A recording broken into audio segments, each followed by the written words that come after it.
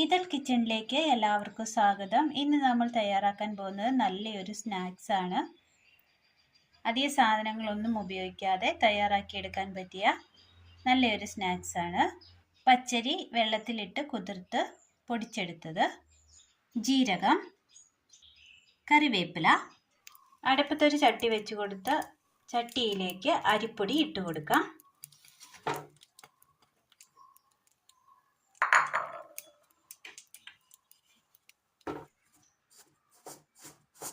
അരിപ്പൊടി നന്നായി ഒന്ന് വറുത്തെടുക്കാം.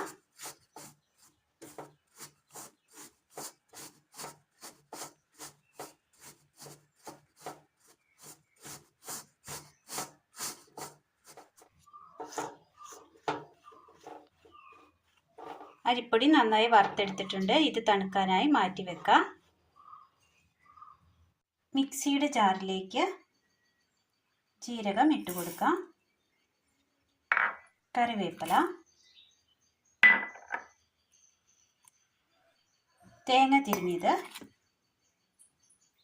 ചതച്ചെടുക്കാം.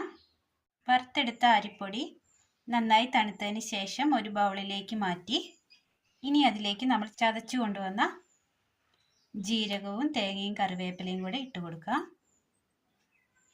മഞ്ഞൾപ്പൊടി, ഉപ്പ്, ചെറു ചൂടുവെള്ളം നന്നായി കുഴച്ചെടുക്കാം. നന്നായി കുഴച്ചെടുത്തിട്ടുണ്ട്. അരിപ്പൊടി ആയതുകൊണ്ട് തന്നെ നന്നായി വെള്ളം കുടിക്കും, അതുകൊണ്ട് അല്പം വെള്ളം കൂടി ഒഴിച്ചു കൊടുക്കാം. നന്നായി കുഴയ്ക്കാം. ചപ്പാത്തി മാവൊക്കെ കുഴയ്ക്കുന്ന പരുവത്തിൽ കുഴച്ചെടുത്തിട്ടുണ്ട്. മാവ് നന്നായി കുഴച്ചെടുത്തതിന് ശേഷം ഞാനിവിടെ ഒരു പൈപ്പിൻ്റെ ഒരു ചെറിയൊരു പീസ് എടുത്തിട്ടുണ്ട്. ഇതിൽ എണ്ണ തേച്ചിട്ടുണ്ട്. ഇനി മാവ് ഇതിലേക്ക് തേച്ച് പിടിപ്പിക്കാം.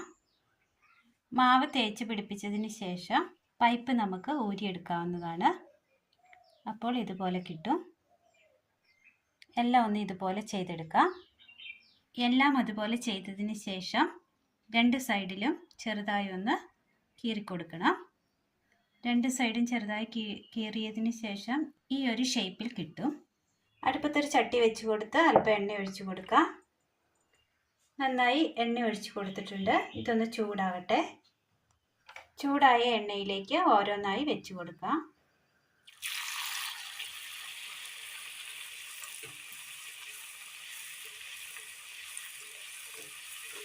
അല്പം മാത്രമേ നമ്മൾ ഉണ്ടാക്കുന്നുള്ളൂ, അതുകൊണ്ടാണ് ചെറിയ പാത്രം എടുത്തത് ഫ്രൈ ചെയ്യാനായിട്ട്. കൂടുതൽ ഉണ്ടാക്കുന്നതനുസരിച്ച് വലിയ പാത്രം ഉപയോഗിക്കാവുന്നതാണ്.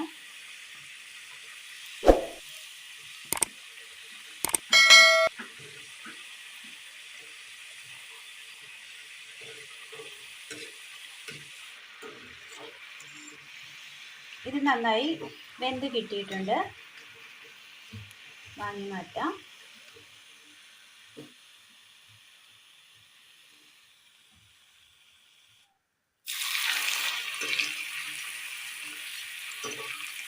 ഇതുപോലെ എല്ലാം ഒന്ന് ചെയ്തെടുക്കാം.